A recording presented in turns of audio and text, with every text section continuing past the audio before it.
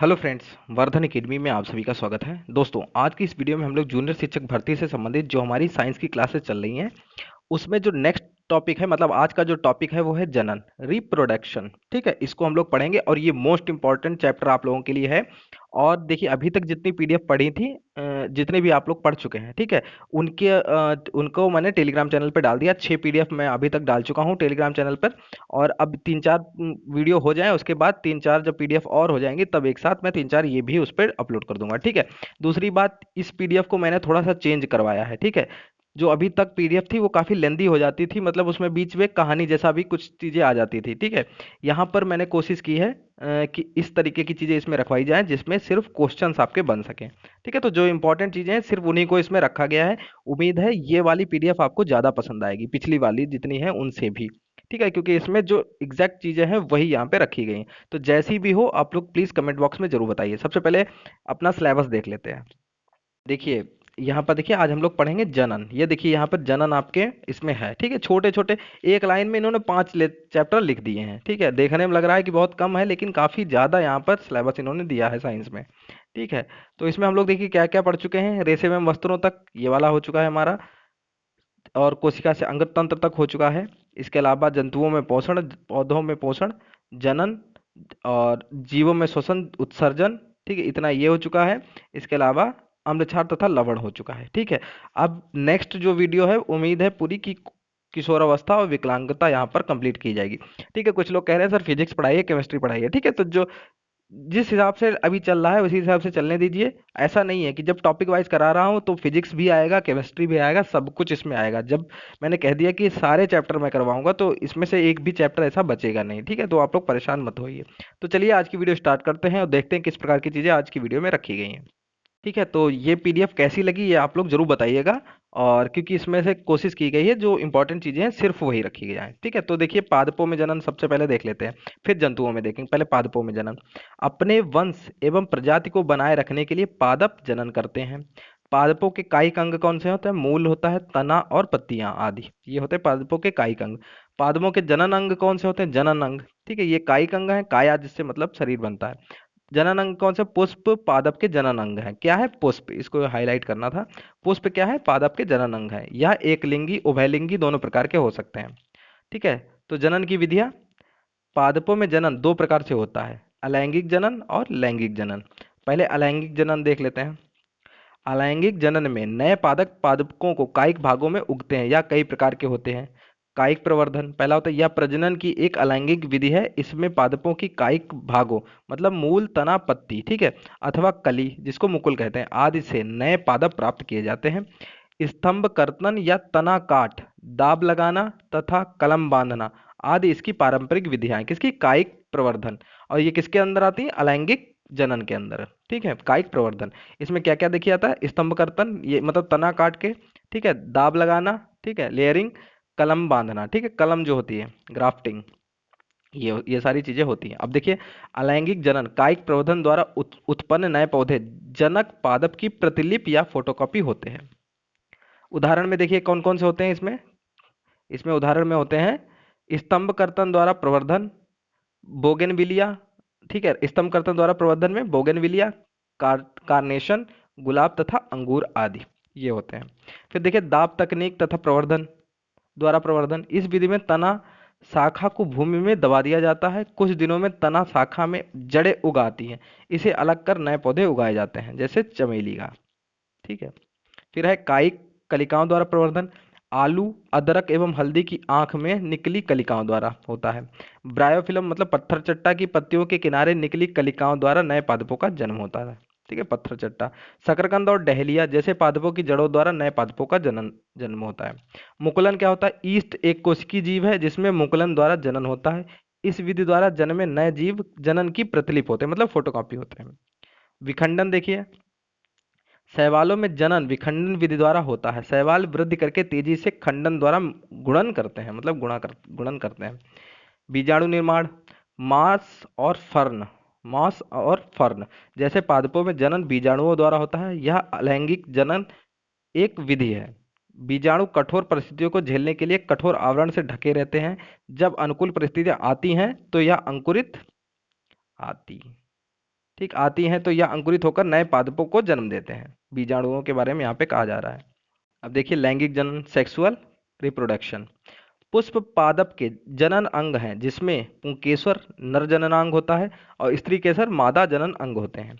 एकलिंगी पुष्प में देखिए, जिन पुष्पों में पुंकेसर एवं स्त्री केसर में से कोई एक हो, दोनों में से कोई एक ही होगा, तो वो क्या है, एक लिंगी पुष्प होता है। एक ही लिंग, अब जी सीधे समझ लीजिए, एक लिंगी मतलब एक लिंग हो, ठीक है, पुंकेसर या स्त्री केसर, ठीक है। तो ये इसका उदाहरण क्या है, मक्का, पपीता, ककड़ी, खीरा आदि, ये सब एक लिंगी पुष्प है, ठीक है, पुष्प से होते हैं। द्विलिंगी पुष्प में जिन पुष्पों में पुंकेसर और स्त्री केसर दोनों उपस्थित होते हैं, जिसमें सरसों, गुलाब, पिटूनिया आदि, ये सारे द्विलिंगी होते हैं। पुष्प नर युग्मक देखिए, पुंकेसर में पराग कोश और तंतु होते हैं, पराग कोश में परागण होते हैं जो नर युग्मक कहलाते हैं।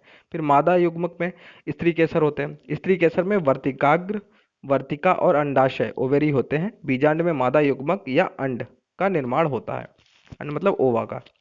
लैंगिक जनन में नर और मादा युग्मकों के युग्मन से युग्मनज मतलब जाइगोट बनता है।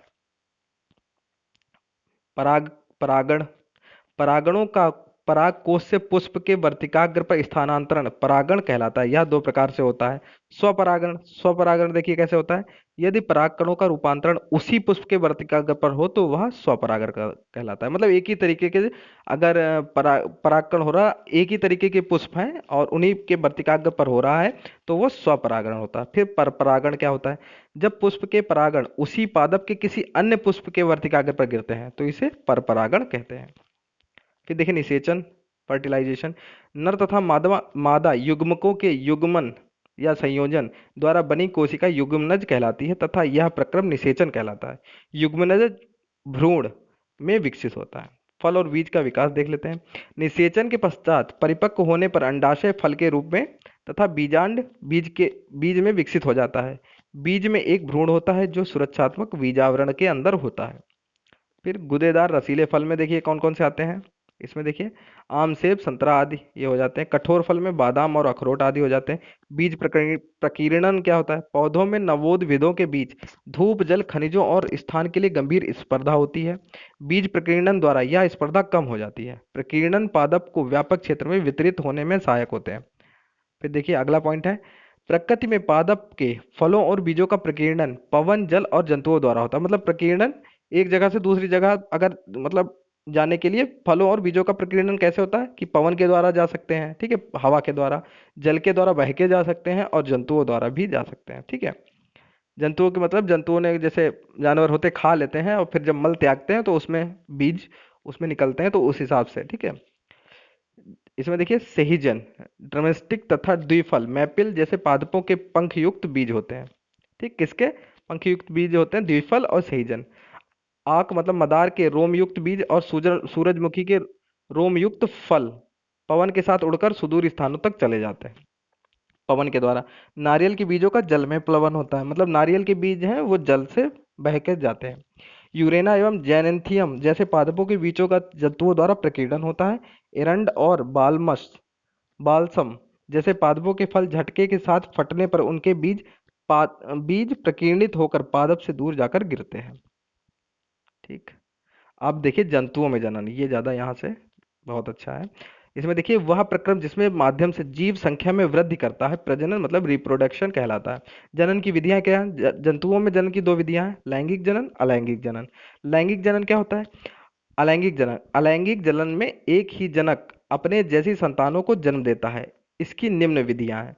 मुकुलन मतलब बडिंग, हाइड्रा में मुकुल मतलब बड से नया जीव विकसित होता है, ठीक है।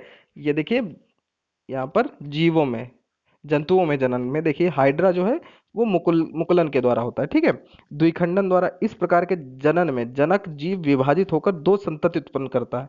यह जनन अमीबा में देखने को मिलता है, ठीक है। तो द्विखंडन किस में होता है, अमीबा में, मुकुलन होता है हाइड्रा में। लैंगिक जनन, इस विधि में एवं मादा युग्मकों को के संलयन से युग्मकों का निर्माण होता है। इस विधि में भाग लेने वाले जनन अंग देखिए, नर जनन अंग देखिए, नर जनन अंगों में एक जोड़ा वृषण, ठीक, टेस्टिस, दो शुक्राणु नलिका तथा एक शिश्न मतलब पेनिस होते हैं। वृषण लाखों नर युग्मकों को उत्पन्न करते हैं जिन्हें शुक्राणु कहते हैं। और सबसे देखिए एक क्वेश्चन अभी आया था, मल्टीपल चॉइस क्वेश्चन में था, जो टॉप 40 क्वेश्चंस हो रहे हैं उसमें उसमें आया था कि मानव की सबसे छोटी कोशिका, ठीक है, तो सबसे छोटी कोशिका कौन सी होती है? शुक्राणु। ठीक है, सबसे छोटी कोशिका क्या होती है? शुक्राणु होती है। ठीक है, शुक्राणु कहते हैं। यह एक कोशिका है। इसके इसके एक सिर, मध्य भाग, एक पूंछ होती है। ठीक है, इसका एक सिर होता है और मध्य भाग से एक पूंछ होती है। मादा जननांगों में एक जोड़ी, यहाँ पे एक जोड़ी अंडाशय, ओवेरी, अंडवाहिनी तथा गर्भाशय होता है। अंडाशय मादा युग्मक उत्पन्न करते हैं जिसे अंडाणु, ओवा कहते हैं। यह अति सूक्ष्म तथा सबसे विशाल भी हो सकता है। ठीक, गर्भाशय में शिशु का विकास होता है। निषेचन, फर्टिलाइजेशन, शुक्राणु तथा अंडाणु का संलयन निषेचन कहलाता है। ठीक है, जिसके परिणाम स्वरूप युग्मनज का निर्माण होता है। आंतरिक निषेचन जो मादा के शरीर के अंदर होता है, तो ये किन में होता है? गाय में, मनुष्य में, कुत्ते तथा मुर्गी, ये आंतरिक निषेचन करते हैं। बाह्य निषेचन में जिन जंतुओं में निषेचन मादा जंतु के शरीर के बाहर होता है उनमें कौन से आते हैं? मछली, स्टारफिश, मेढक आदि। भ्रूण भ्रूण का परिवर्धन, ठीक है, निषेचन क्रिया के बाद युग्मनज में विभाजन प्रारंभ हो जाता है तथा क्रमशः मारुला 4 से 8 सेल्स, ब्लास्टुला 8 से 16 सेल्स, गैस्टुला 16 से 32 सेल्स का निर्माण होता है। तीसरे महीने से जन्म तक के समय को भ्रूण काल कहते हैं।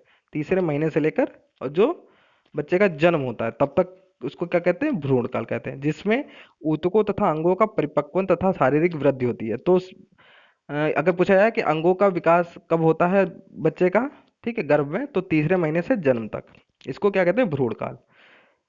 एग्नियन कला में उल्वी तरल भरा होता है जो कि भ्रूण को नम बनाए रखने, बाहरी आघात से इसकी सुरक्षा करता है। कौन सा? एग्नियन कला में उल्वी तरल। ठीक, एमनियोटिक फ्लूइड। अपरा पोषिका या सेलेंटाइक कला भ्रूण के उपापचयी अपशिष्ट पदार्थों को एकत्रित तथा गैसीय विनिमय में सहयोग देता है। जरायुज एवं अंड प्रजक जंतु कौन से होते हैं? जरायुज देखिए, जो जंतु शिशु को जन्म देते हैं वे क्या होते हैं? जरायुज। गाय, कुत्ता, बिल्ली, मनुष्य आदि। जरायुज अंडायुज में से सीधे से पूछ सकते हैं क्वेश्चन। अंड प्रजक क्या होते हैं? जो जंतु अंडे देते हैं, मेढक, छिपकली, मुर्गी, कौवे आदि, ये सारे अंड प्रजक हैं। परख नली मतलब टेस्ट ट्यूब बेबी, परख नली शिशु। कुछ स्त्रियों की अंडवाहिनी अवरुद्ध होती है जिसके कारण शुक्राणु मार्ग अवरुद्ध हो जाता है और वे अंडाणु तक नहीं पहुंच पाते हैं। ऐसी स्थिति में डॉक्टर ताजा अंडाणु, ठीक है, जो डॉक्टर्स होते हैं वो क्या करते हैं? ताजा अंडाणु एवं शुक्राणु एकत्र करके उचित माध्यम में कुछ घंटों के लिए रखते हैं, जिससे आईवीएफ अथवा इनविट्रो निषेचन, शरीर से बाहर कृत्रिम निषेचन हो सके। ठीक है, इस प्रकार बने युग्मनज को 1 सप्ताह तक विकसित किया जाता है, जिसके पश्चात उसे माता के गर्भाशय में स्थापित किया जाता है। इस विधि द्वारा शिशु का जन्म सामान्य रूप से होता है। नोट में देखिए क्या लिखा है? मादा जनन पथ में पहुंचने के पश्चात शुक्राणु की निषेचन क्षमता सामान्यतः 48 घंटे तक सुरक्षित रहती है, जबकि ओव्यूलेशन के बाद अंड कोशिका 12 से 24 घंटों तक निषेचन के योग्य रहती है। और फिर देखिए क्लोनिंग क्या होता है? किसी समरूप कोशिका या किसी अन्य जीवित भाग अथवा संपूर्ण जीव को कृत्रिम रूप से उत्पन्न करना क्लोनिंग कहलाता है।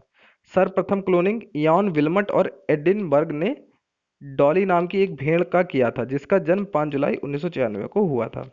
ठीक है, तो यहाँ पर देखिए शॉर्ट फॉर्म में एक तरीके से ये नोट्स हैं आपके, और ये जनन आपका पादपों और जंतुओं में दोनों में इसी में है। ठीक है, तो 2-3 पीडीएफ और हो जाएंगी, फिर इसको भी मैं जो टेलीग्राम चैनल है उस पर अपलोड कर दूंगा। ठीक है, तो दोस्तों ये वीडियो आपको कैसी लगी आप लोग कमेंट बॉक्स में जरूर बताइए, और कोई सुझाव हो तो वो भी आप लोग कह सकते हैं। ठीक है, तो दोस्तों आज की वीडियो में सिर्फ इतना ही, मिलते हैं अपनी नेक्स्ट वीडियो में, तब तक के लिए नमस्कार।